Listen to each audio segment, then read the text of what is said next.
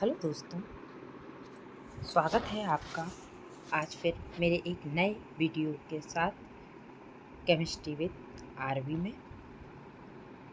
दोस्तों, आज मैं कक्षा 10वीं का एक टॉपिक अम्ल क्षार एवं लवण पर आपसे बात करूंगी।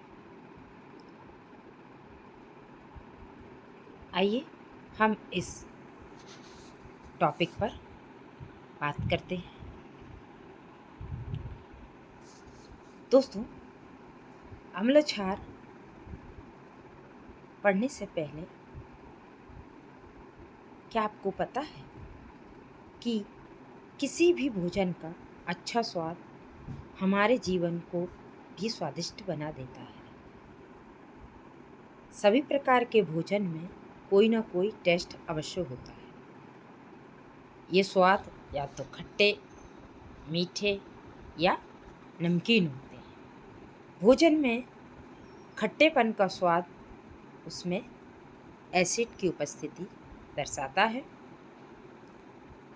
जबकि भोजन का नमकीन स्वाद उसमें उपस्थित सॉल्ट के कारण या नमक के कारण होता है। कोल्ड ड्रिंक का बिटर या तीखापन स्वाद उसमें उपस्थित बेस या क्षार के कारण होता है। अर्थात भोजन का तरह तरह का स्वाद उसमें एसिड, सॉल्ट या बेस की उपस्थिति के कारण होता है। अर्थात अम्ल, क्षार और लवण के कारण ये टेस्ट होते हैं। चलिए दोस्तों, आगे बात करते हैं हम अम्ल क्या है या एसिड क्या है। अम्ल या एसिड का स्वाद खट्टा होता है। इसी कारण भोजन या फल का स्वाद खट्टा होने के कारण उसमें एसिड की या अम्ल की मौजूदगी के कारण होता है। यानी जितने भी तरह के आप खट्टे फल जैसे नींबू वगैरह आप जब उसके टेस्ट को लेते हैं तो वो खट्टा होता है, तो यानी उसमें अम्ल को प्रेजेंट या दर्शाता है। जैसे लेमन यानी नींबू, कार्ड दही, टैमरिंड इमली, अनरिप फ्रूट कच्चे फल आदि कुछ सामान्य भोज्य पदार्थ हैं जो प्रायः रोज घरों में भोजन किए जाते हैं। इन सभी का स्वाद खट्टा होता है क्योंकि इन सभी में अम्ल पाए जाते हैं। रासायनिक पदार्थ जिन्हें उनके खट्टे स्वाद के कारण पहचाना जा सकता है वह सभी अम्ल या एसिड कहलाते हैं। अब दोस्तों बात करते हैं कि ये अम्ल के प्रकार। तो यदि हम अम्ल के प्रकार की बात करते हैं तो इनके स्रोत के आधार पर कि ये कहाँ कहाँ से हमें प्राप्त होते हैं के आधार पर दो ग्रुप में बांटा जा सकता है।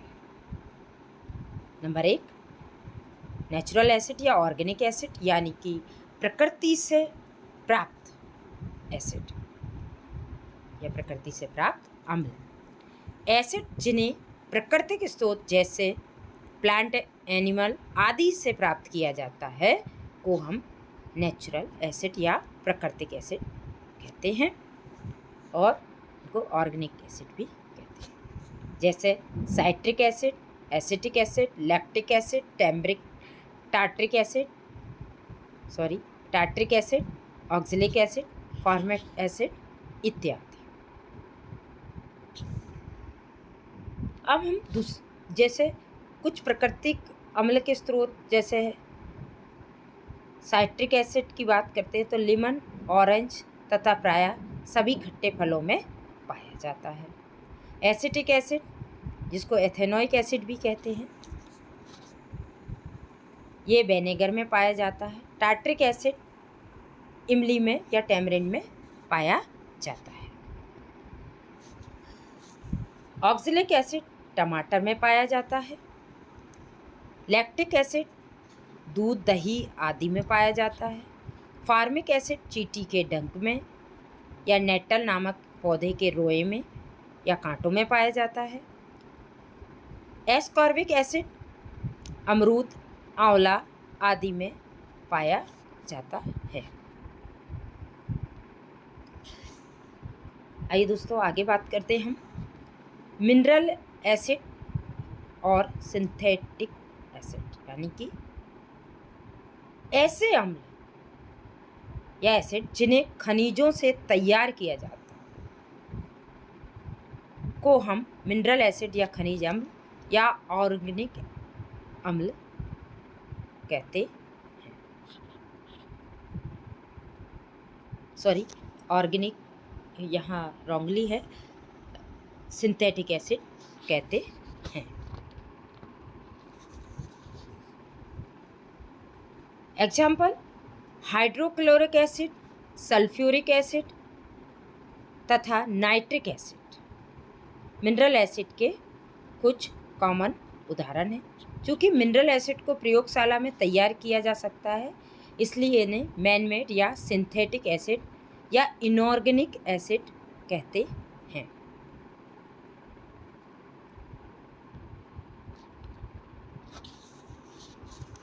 ये हुई बात अम्लों के प्रकार की। अब हम यहाँ देखते हैं कि अम्ल में उसके स्ट्रॉन्ग एंड वीक एसिड या प्रबल या दुर्बल अम्ल किन्हें कहते हैं।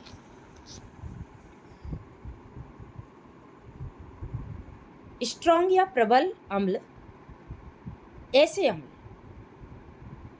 जो सभी मिनरल एसिड केवल कार्बोनिक एसिड को छोड़कर स्ट्रॉन्ग या प्रबल अम्ल कहलाते हैं या होते हैं, जैसे sulphuric acid, hydrochloric acid, nitric acid और फास्फोरिक एसिड इत्यादि।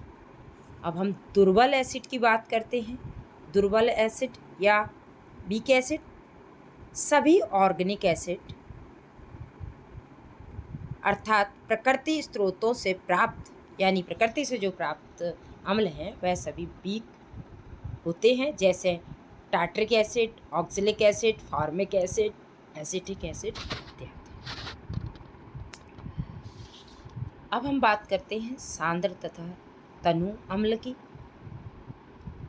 यानी कंसंट्रेटेड एसिड। सांद्र अम्ल जलीय घोल जिसमें अम्ल के घटक का आयतन मैक्सिमम या सर्वाधिक हो तथा और अम्ल नहीं घुल सके को हम सांद्र अम्ल कहते हैं। ये तो सांद्र अम्ल की परिभाषा है। हम सांद्रता को परिभाषित करते हैं कि सांद्रता क्या होती है, तो घटक की मात्रा का भाग कुल मिश्रण का आयतन सांद्रता कहलाता है। एसिड की सांद्रता जलीय घोल में एसिड के घटक का आयतन घटने के साथ घटती है तथा एसिड के घटक का आयतन बढ़ने के साथ बढ़ती है।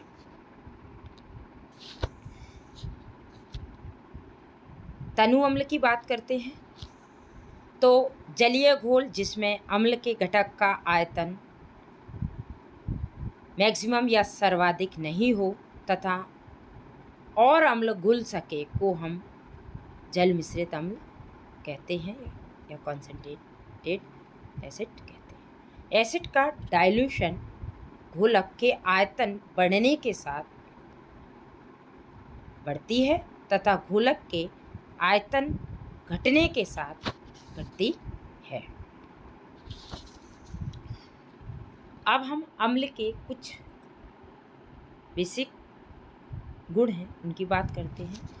तो दोस्तों, एसिड का स्वाद खट्टा होता है। नंबर 2, एसिड ब्लू यानी नीले लिटमस पेपर को लाल कर देता है।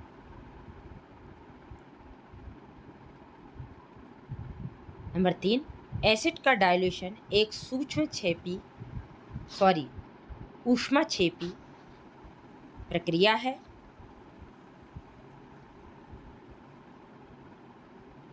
नंबर 4, एसिड का पानी का घोल बिजली का सुचालक होता है।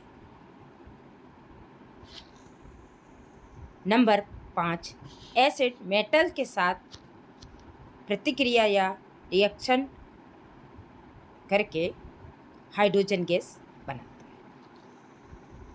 नंबर 6, एसिड क्षार से प्रतिक्रिया कर सॉल्ट बनाते हैं। दोस्तों हम आगे बात करते हैं क्षार क्या है। क्षार या भस्म या बेस का स्वाद बिटर या कसेला होता है।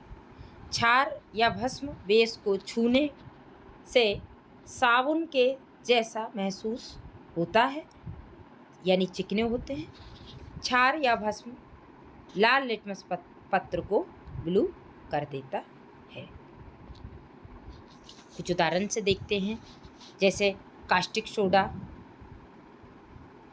धावन सोडा, पोटेशियम हाइड्रोक्साइड, बुझा हुआ चूना इत्यादि। क्षार या भस्म के सामान्य गुण, जैसा कि मैंने कुछ पिछली स्लाइड में बताया कि क्षार या भस्म का स्वाद तीखा, बिटर या कसेला होता है। क्षार या भस्म का जलीय घोल छूने में साबुन की तरह चिकना होता है। क्षार या भस्म लाल लिटमस पेपर को ब्लू कर देता है या नीला कर देता है। क्षार या भस्म अम्ल से प्रतिक्रिया के क्रम में उदासीन या न्यूट्रलाइज उसको बना देता है। क्षार या भस्म में पानी को मिलाना एक ऊष्माक्षेपी प्रक्रिया है तथा क्षार या भस्म एसिड अम्ल के साथ प्रतिक्रिया कर लवण, सॉल्ट तथा पानी बनाता है। क्षार या भस्म के प्रकार देखते हैं। तो दोस्तों पानी में घुलनशीलता के आधार पर क्षार या भस्म को दो भागों में विभाजित किया जा सकता है। नंबर 1 या ए, पानी में घुलनशील क्षार या भस्म, जिनको हम एल्कलाइड कहते हैं। नंबर 2 या बी, पानी में घुलनशील क्षार या भस्म बेस। अधिकांश क्षार या भस्म पानी में अघुलनशील होते हैं। आज के वीडियो में इतना ही। थैंक यू, धन्यवाद।